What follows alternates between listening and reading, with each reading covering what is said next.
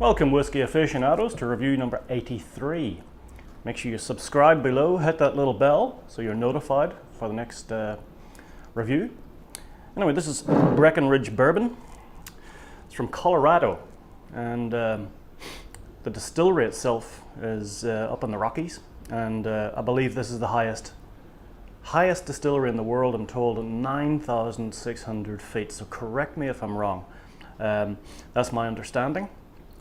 It's bottled at 43% American, 86 proof, and yeah, be interesting. Sort of a pale straw. I don't do a lot of bourbons, as you know, but because it's hard to push past some of the basic characteristics like the honey, the vanilla, the oak, etc., etc. It's bourbon. A lot of times that's the main three characteristics. This mash bill on the bourbon is slightly different. It's 38% green rye along with 50% yellow corn, and then 6% of unmalted barley. So it's an interesting mash bill, very high on the rye, you know, for a bourbon, but let's give it a go. It's got a great nose. There is a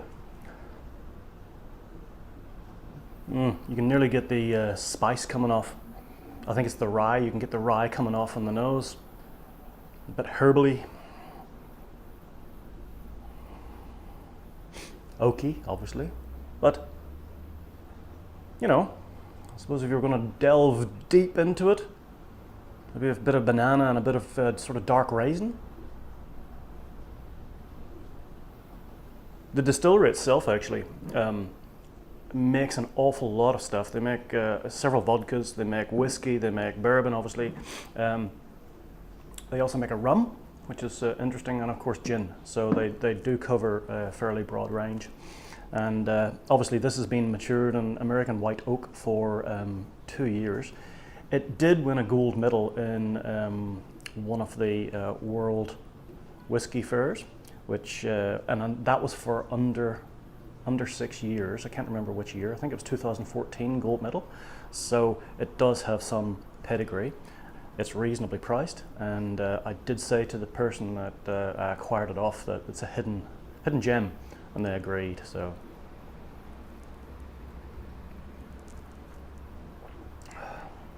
ooh. You know, the sweetness is balanced on this. Obviously you got that big I get that big sweetness of you know, honey, vanilla. You know, there's a lot of caramel. There's a strong oak flavor in here as well. Quite a strong oak flavor, but it is quite balanced and it is quite nice. There's nothing else. There's no smoke, or there's no real spice that I can get at all. Actually, there's nothing tingling on the tongue. There's nothing tingling on the throat.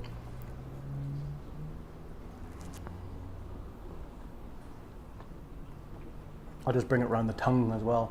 Maybe a very light pepper or something. It's very nice. It's floral. On the finish,